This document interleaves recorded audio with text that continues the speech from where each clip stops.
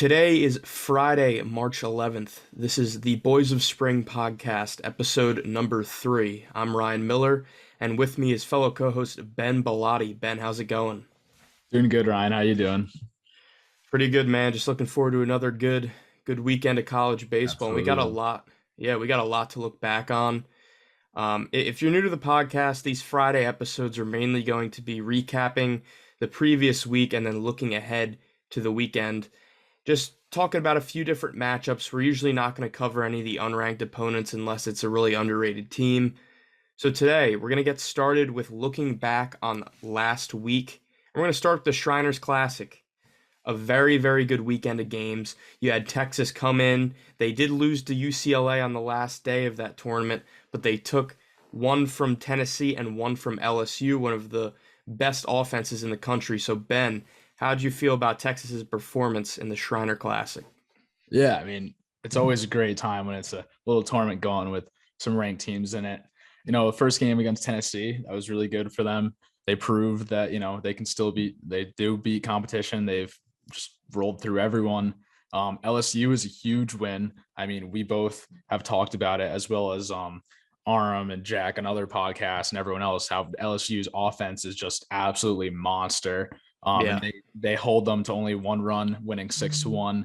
And then, UCLA is still a good team, a little tired out after the tournament. So I'm not going to knock them for losing that game. Quick turnaround after the 7 p.m. night game. They play at 3. So maybe not everyone's a little recovered, just a little tired. But so I'm not going to knock them for that. But it was a great weekend of baseball. And to see them beat two top teams in Tennessee and LSU, it really proves that Texas is what we've been talking about this entire time. And they are that top team. Yeah, for sure. I mean, for me, Texas is not a fluke number one team. They come in, they take care of business against two top 10 ranked opponents in our recent top 25 in Tennessee and LSU. And as you mentioned, LSU's offense is unreal. Trey Morgan, Dylan Cruz, Jacob Berry, Cade Doty.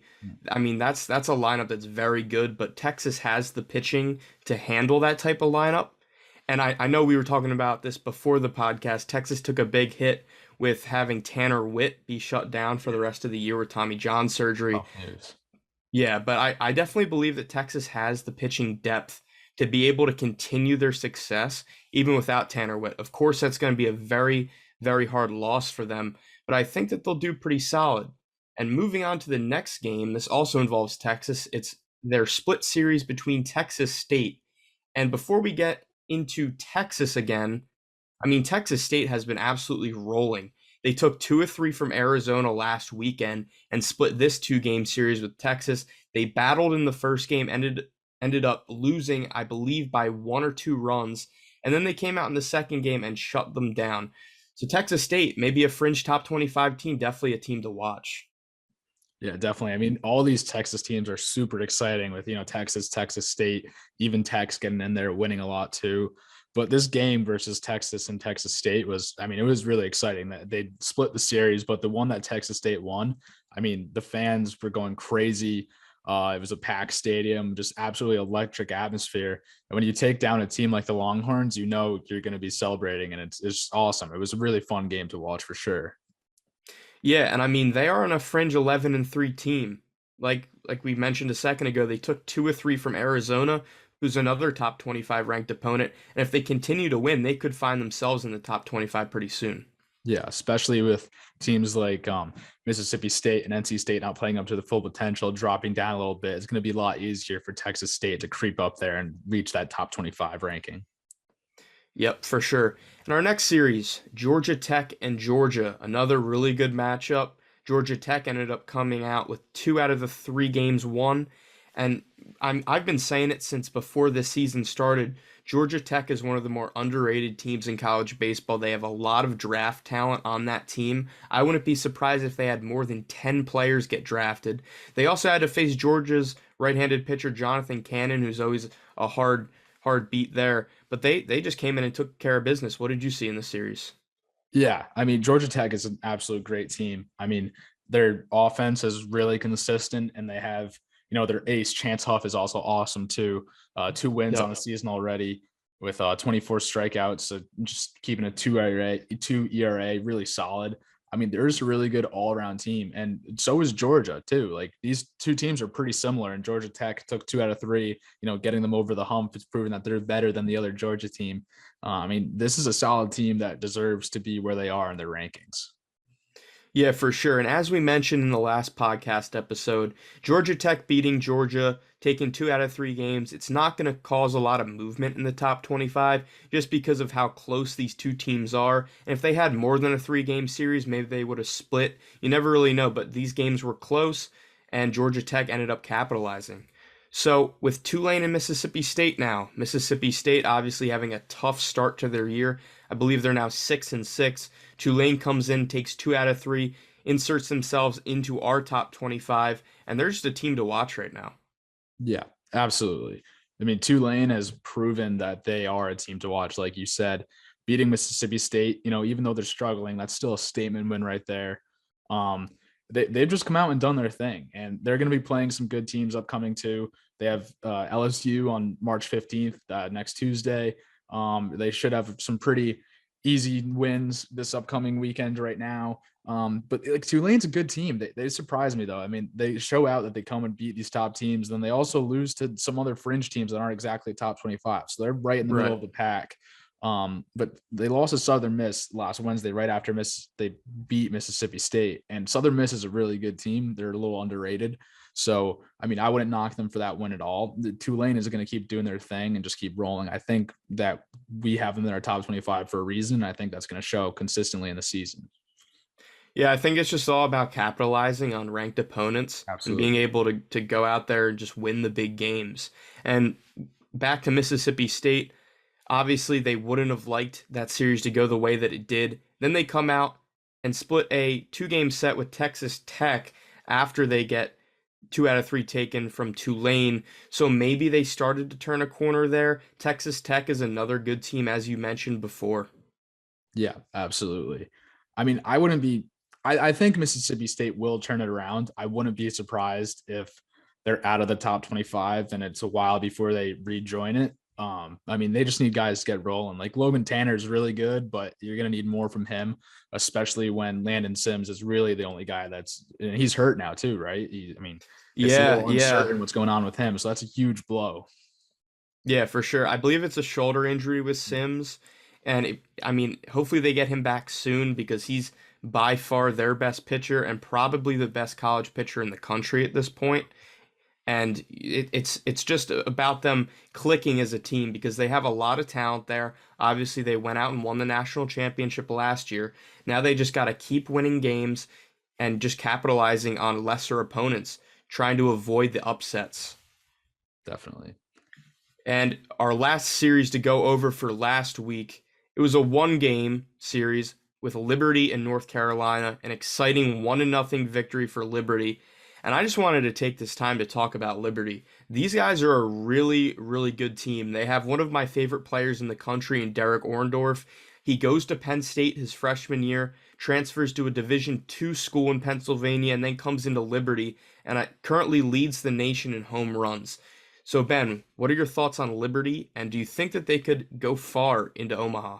I really do. I mean, Orndorff, I mean, you just see him everywhere on Twitter, Instagram. I mean, this whole Liberty baseball team is everywhere. They're really taking the country by storm. Even when they're not winning and blowing teams out of the water, they're still doing all the right things. Their energy's high. Everyone on the Yep. team seems like they're buying in. And I mean, they're just really fun to watch. And I think it's gonna like that energy is gonna carry over along with, they just keep winning and winning. And North Carolina is not like a top team, but it's still a very good win. And then I know we'll talk about it later, but they have a pretty good series with Campbell coming up. Yep. So I mean, if they can keep rolling, I absolutely see them going far, and I think they'll continue to climb the top 25 ranking because they do have guys like Orndorff, and just the whole roster is filled with pretty good talent. Maybe not as talented as other rosters, but definitely enough to justify them being in a top 25 list for sure. Yeah, definitely. Let's switch gears. Let's look ahead for this weekend. I know a couple games have already started while we're recording this, but the big one for us is Wake Forest and Florida State. Both teams have very, very deep starting rotations, and it starts with Florida State. They're going to be tossing out there Parker Messick and Bryce Hubbard, and then Wake Forest is going to be throwing out I believe it's Rhett Lauder tonight, Josh Hartle tomorrow, and I think Florida State has Ross Dunn going for him on Sunday. I think Wake Forest hasn't announced a starter, but this is just some great pitching matchups for this 3-game series. Yeah, absolutely. I mean, I going into this before this college season, I didn't really realize how good that Wake Forest pitching really was, and they've really just been consistent the whole year. Then obviously Florida State. I mean, Messick and Hubbard are probably my favorite duo in all of college baseball. I think they rival any other duo, and they've both of them have been pitching and proving that they are a top duo in college baseball. So this is absolutely going to be a battle of whoever's pitchers can, be the most consistent and keep that ERA low, limit runs, limit walks, and all of that. And Hubbard and Messick, I think personally, are going to win and take the series because they are some of the best pitchers in limiting walks in all of college baseball. Their K/9 is insane, and their walks per 9 is low as can be. I mean, they're just absolutely incredible. Yeah, and for me, this weekend series, probably the most underrated pitcher in my opinion is Rhett Lauder. He's a guy in 2023 that you might want to watch shoot up draft boards because this guy's nasty. He has a very good slider, changeup, and fastball combo, and I don't really see him getting any worse. I just see him skyrocketing right now, and he's had a very, very good start to the year. Yeah, Wake Forest is very underrated. I know Pete Flaherty has talked about them a lot. He really likes them, and when he likes a team, you got to put some stock into it. So I wouldn't be surprised. I wouldn't be surprised if they beat Florida State. So I think Florida State's going to come out on top, but don't be surprised if Wake Forest puts up a really good fight and even takes the series. Yeah, with players like Brock Wilken on that squad, they could definitely pull out a 2-game or maybe even sweep them. Who knows? But as you mentioned, Wake Forest is a very underrated program and somebody to watch going down the line. So NC State and Notre Dame. Let's talk about NC State real quick. They started out their season with some lesser opponents. They took care of business. Tommy White was going off. Since then, they've fallen off a little bit, playing some tougher opponents. But this series versus Notre Dame is going to be a big test for them. Facing a top 15 program in college baseball, it might be a challenge, but I'm pretty confident that they'll come out on top. Yeah, I mean, I don't know. Notre Dame, I know we were talking about it before the podcast.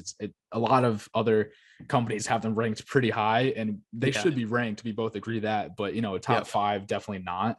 But I mean, NC State, just the way they've been playing, when they come to meet other ranked teams, they just haven't performed well. Another interesting note, the all-time series between NC State and Notre Dame is 13-10. NC State wins. So Notre Dame could tie up this series and all time have it 13-13. And I mean, first game today, Friday, Sam Highfill is pitching for NC State. So I wouldn't be surprised if NC State bounces back and takes this one. But for me, I'm losing faith in NC State and Tommy White and all that. I'm not sure that they're going to pull off the series win. Yeah, I mean, I think that they're slightly the better team, but they just got to perform. They got to be clicking on all cylinders. They have to prove that they're good versus ranked opponents. Yeah, definitely. If they can prove that they can bounce back and win against ranked opponents, I think my faith in them will be restored. But they're definitely going to have to win this series against Notre Dame for me to realize that, it wasn't a fluke and they are really this top team with a top offense. Yeah, for sure. Our next series, Gonzaga and Long Beach State. Now, this is an interesting one because Gonzaga is on the up and up in terms of top 25 rankings, and Long Beach State is kind of dropping. And, Gonzaga comes off of a sweep of Oklahoma State. That was a huge series for them. That kind of put them on the map, per se.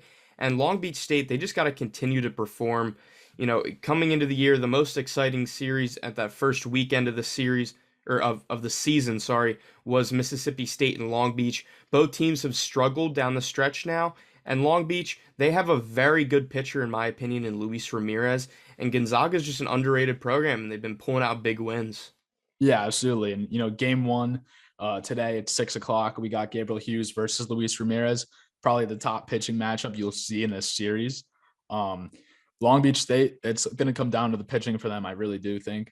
I mean, I don't know. Gonzaga really is on a roll. It surprised me to see how well they're playing. And when you beat a team, you sweep that number 6 ranked overall team, you're going to have all the momentum in the world. If I'm Long Beach State, I'm going to be, playing extra hard because we got to stop these Zags.